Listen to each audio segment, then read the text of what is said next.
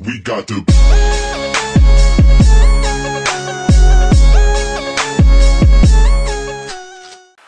So we posted, well, Bob posted on Instagram. We actually just got done training some back. We were going to film it. We ended up forgetting to film it, so we didn't even bother. So we're giving you this instead. You guys might have recognized this bad boy Good couch. old casting couch. Well, we started making these videos, so we're going to get right into it. We're going to start with my personal Facebook questions first. First one comes from Jaden Misawa. What are the best exercises for maximum chest growth? I don't know if you want to take this or me, but his chest is better than mine. But I mean, honestly, it's going to be more so what you feel. I don't feel like a flat barbell bench press has the most activation for your chest. I feel like it's a good overall power movement. But as far as stimulation, I feel as dumbbells, Smith machine for me. I like Smith machine as far as the squeeze wise. Well, honestly, like for me, there isn't really a best chest exercise. It's more of like the contraction. Like for me, my whole goal is the better I can push my bicep into my chest and get that flexion, like and have basically, I'm feeling it right now. My chest is hard. Like my chest is really hard and it's flexed hard. Like with a barbell bench, like you really right can't come here, to that squeezing point. Like it's hard, but it's not as hard as here. So basically, I wouldn't say there isn't an exercise, but you want to feel the exercise that gets the best squeeze. You want to be able to feel what you're working. So if you have a sweet spot for a certain exercise, stick with it. Recently for me, I like decline dumbbells. I find I get a good squeeze off that one. So find what works for you, but really target the muscle. Next question we have, how long should one wait to compete? I'm 19 and I've been training for 2 years. I'd like to do a competition, but would the prep and getting that lean at this age have negative effects? I competed first when I was 19. I started training when I was 15.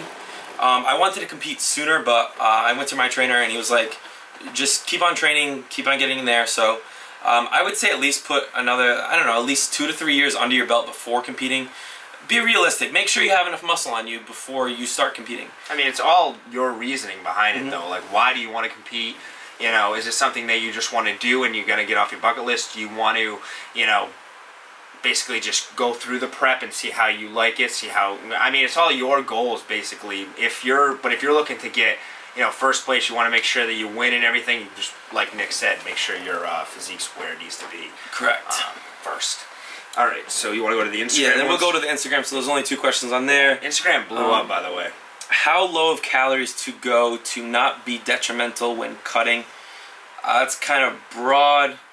Obviously, I mean, you don't want to go 16. I mean, it depends on your body type. It really does. For someone who doesn't have as much muscle, you can go lower. Someone who doesn't weigh as much, you can go lower. It all depends. Like, I'm going to require more calories than Bob will. He'll end up going lower calories in his prep than I would.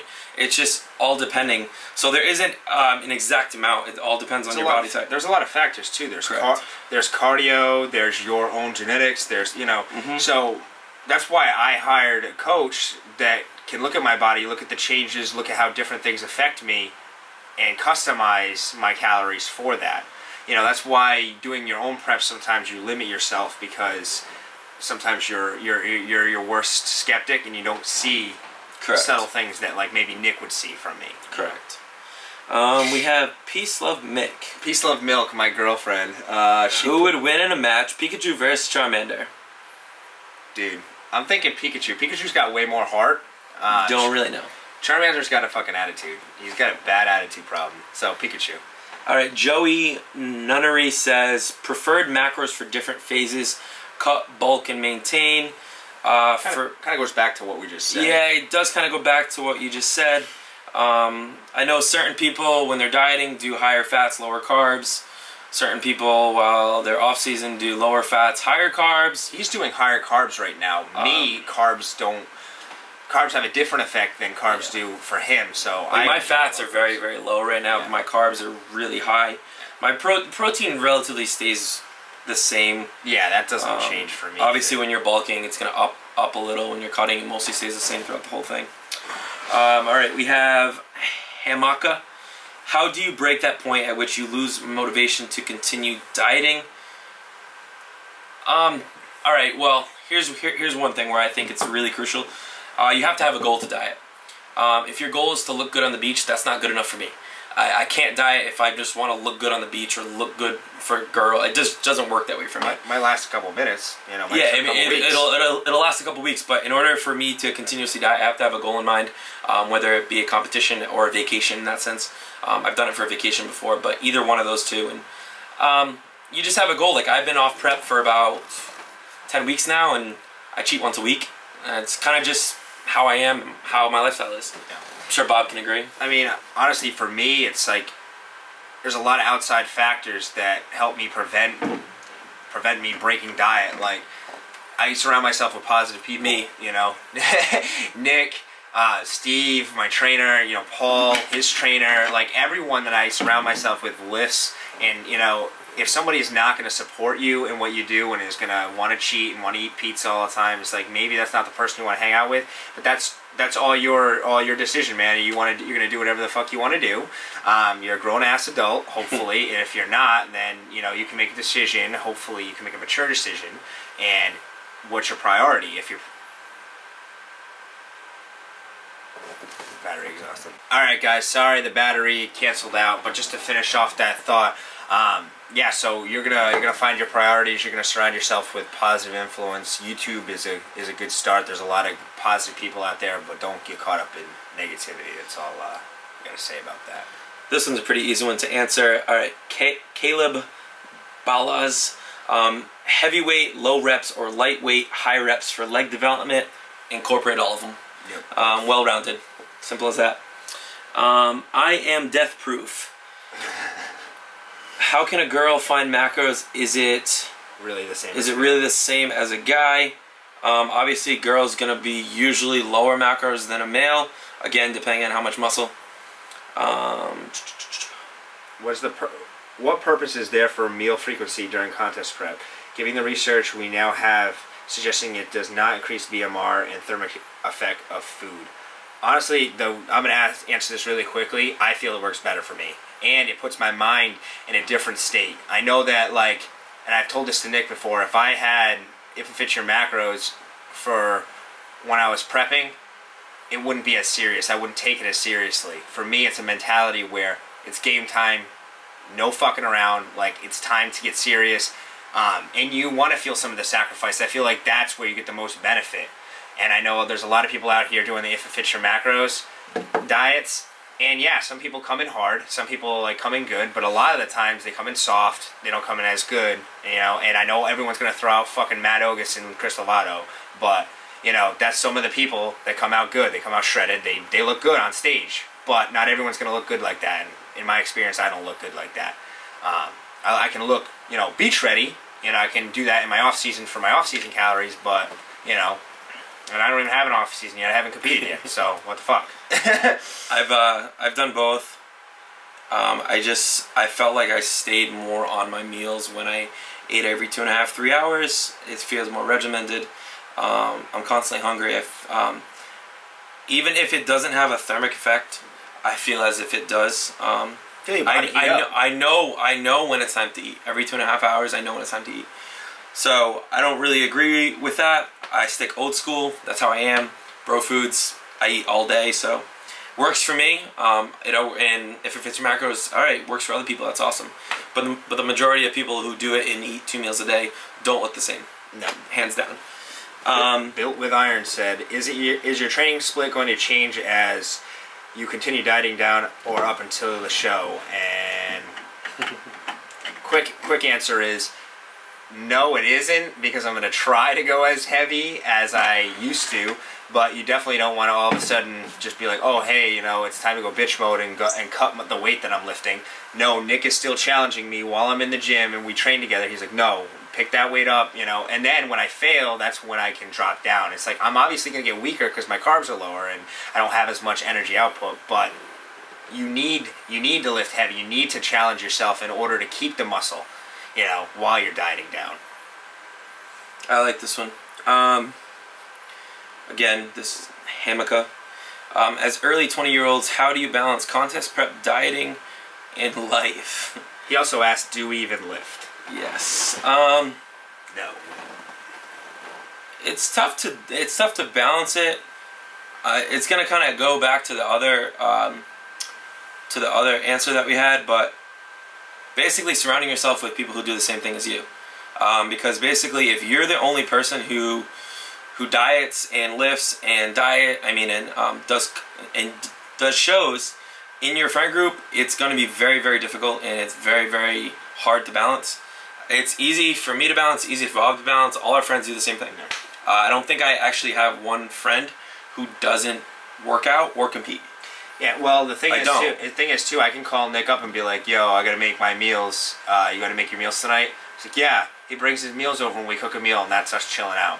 And then, like, I just want to hang out after a long workout. Like today, we just wanted to jump in the pool and hang out and eat our meal afterwards. You know, yep. And I have to get home and get my meal, and I'm hungry. You know, a normal person would be like, hey, you want to go out to eat, or hey, let's go somewhere. You know, but I know it might sound boring or whatever, but like, I can call Nick for meal prep. I can't call a normal person and be like, hey, you want to sit here and watch me? It's just weird. You want to sit here and watch me cook meals for the next fucking hour? Like, no normal person who doesn't do it themselves is gonna be like, oh yeah, man, that sounds like a great idea. I mean, don't get me wrong. There are times when we do go out and everything like that. So, but again, just on the scene, fist bumping, bro. So. Alright, this one's way too long. Yeah, this is way too long. It's too specific. I'm going to say bodies of strength. This is too specific. Very, very detailed. Just direct message us. What is the best way to not lose strength when prepping? Keep lifting heavy, I guess. Keep lifting heavy. Your strength's going to go down no matter what during prep. Some people's get heavier, like Juan Morel, for example, because he's a freak of nature. Yeah. But how do you go about restoring your testosterone levels after prep? Reverse dieting and adding in healthy fats. Fats are great for hormone production. If you like, you can add in a testosterone booster. But those are your basic things. Your test levels are going to go down, so it's inevitable. What else we got? I'm 18 and I want to compete, but I don't know if I should compete next year or put on more size. That's the same question. So refer to the back to the other question or another video if this has become a two-part video. Louis Milofigo. When coming off a cut and I start to bulk, when coming off a cut and I start to increase calories as I enter my bulk, which is best to increase fats or carbs to minimize the chances of putting on fat so soon? Once again, it's specific to your body. It's specific. After my show, I kept my fats relatively the same for what they were because my carbs were relatively low. So what I added in is I slowly started adding in carbs. I added in probably 2 or 3 meals, like 30 grams for like a couple weeks, and then I added another meal, then I added another meal. So I slowly did it. You slowly put on weight, but it's not all going to be fat. Like if you were to just all of a sudden increase your calories 2,000 calories per day, that's when you're going to gain fat. Frank Morris. I injured my lower back and lost some gain. Should I cut or bulk again to regain size? Well, if you're trying to regain size, then bulk, but then don't go crazy. Don't go freaking McDonald's fat, because then you're gonna get like Boston Lloyd says, hella fat. But no, seriously, like if you want to gain size, just be in a surplus, but be in a slight calorie surplus, and then build it back up after your injury. And be safe while you're lifting. Obviously, wear a belt if you need to, but also make sure you're activating your core, squeezing your glutes whenever you're doing any exercise, so that your lower back can take off some of the stress off there. AJ167, when cutting, would it be ideal to still be on creatine? Yes. Trying to maintain as much strength as you can. When should you cut and when should you bulk? When you want to. When you want to. What was the lowest your calories got during prep, Nick Padero? Next level calories. I'm not sure off the top of my head. If I were to think, to be honest with you, they got pretty low. Like, I don't know, just as like my depletion week, they got pretty low. I was basically just doing like proteins and a couple meals of fats. If I had to say, probably the lowest 1,500 and that was for only like probably a week before my show, and that was it. But that was the lowest they got. Yeah, that was just for the week, just to deplete, and then I would carb back up that week. So speaking of peak week, Connor Page wants to know how much sodium do I have throughout the peak week? That's gonna be different for everyone's diet, to be honest with you. It depends on how you pull your water, or I mean, if you pull your water, some people do, some people don't. It really depends. It really depends. How do you guys stay motivated to keep going, even if it isn't just for a contest or you're just wanting to cut down for summer? Warren Johannes, who's been a supporter for a long time, shout outs to you, Warren. This is weird. I never everyone always asks me, how do I keep motivated? It's really, I don't have to find motivation for this. I really don't. It's kind of like in me, where there's never been a day where I'm like, oh, I don't want to go to the gym today. I can honestly say that hasn't been once. So to find motivation, not so much. I don't really have to, like, I mean, I'll watch things that get me pumped up, to get me excited about like what I'm going for and what I'm doing, but I always want to go to the gym. That's the #1 thing I look forward to. Yeah. Honestly, it's like, for me, I started off being like, I liked lifting. I liked the fact that it was like I was lifting with a lot of people. It was good. It was a good environment. And at first I didn't like leg day or whatever, you know, like everyone else, and I had to be forced into leg day by my brother. But at this point in time, I'm like Nick, I don't need to stay motivated. It's something that I do. It's like a passion. It's like breathing for me. It's like, I know I'm going to go to the gym today, you know. I know that's not the answer you probably want to hear, but you got to make it like not an option. It's got to be something. It's got to be something as much as getting up out of bed during the day. And it's like, I don't need an excuse, you know. And it maybe goes back to the fact that I have people like Nick and stuff like that, where it's like, I know it might be annoying, but we constantly talk about lifting. We're constantly on MD. We're constantly on Flex. We're constantly watching the shows. We're constantly like, this is our life, you know. And it gets even annoying to my girlfriend, and you know, she doesn't really understand how someone can be so passionate about something. But that's how this sport is like. I mean, like, yeah, I mean, like you said, very obsessive. It's constantly throughout the day. So, I mean, even when I'm not in the gym, like you said, we're online. Yeah. I'm speaking with my clients. I'm doing their diets. I'm constantly like involved in it, so I never really lose motivation. You guys help too, honestly. You guys have probably been the biggest help with me and Nick changing our form. When we started Olympusiron, you know, it was originally just for us to make videos to track our progression, and you know, if people watched it, cool. But after all the support and how far we've come in this 1 year, it's like, you look at my deadlift a year ago, you look at my squat a year ago, you know, and you look at it now, it's like, you guys have motivated me to get better because I don't want to let you guys down, you know. That's a huge thing for me. We don't want to let you down.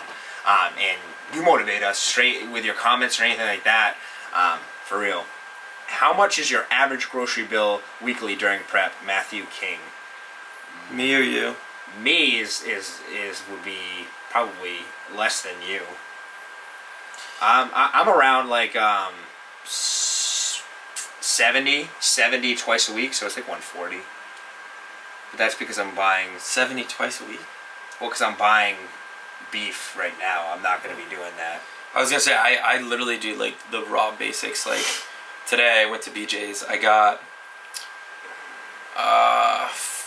4 pounds of ground beef, 4 pounds of ground turkey, both 93.7.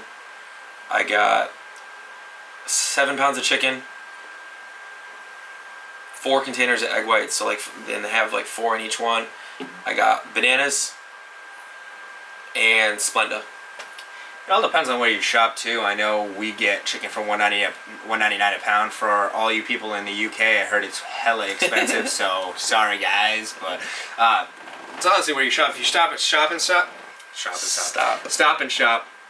It's wicked expensive. It's wicked expensive. Like sometimes you can get $3 a pound when we're getting $1.99 a pound, or like sometimes they charge you $4.29. It's like it varies. You know, you gotta kind of be a bargain shopper and be down to the basics.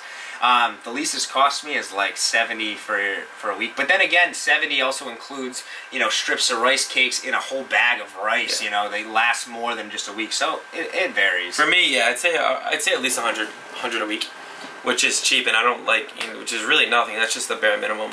So, how much mass can you expect to lose if you miss a week of training during a cut? If anything, you wouldn't lose mass during the cut. You wouldn't, well, because you're not training, so you're not burning.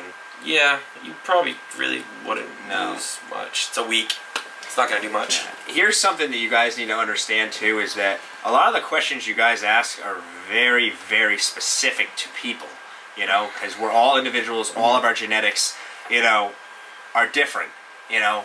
God chose me to be better looking than Nick, you know, so I don't have to try as hard as Nick does, you know, with the gel and the tanning. Like, my pasty white skin obviously looks better. I look better in camo. I mean, it's sometimes you just got to realize that you're an individual and that you got to experiment. And this whole process is research. And if you don't track, like, a lot of times when I get a question and then I ask, the first thing I ask back is, what's the first thing you ask back? Do you track your stuff? Yeah. That's the first thing you ask, and then they just say they don't track their stuff. You know? Yeah. What do you eat? And then they don't know.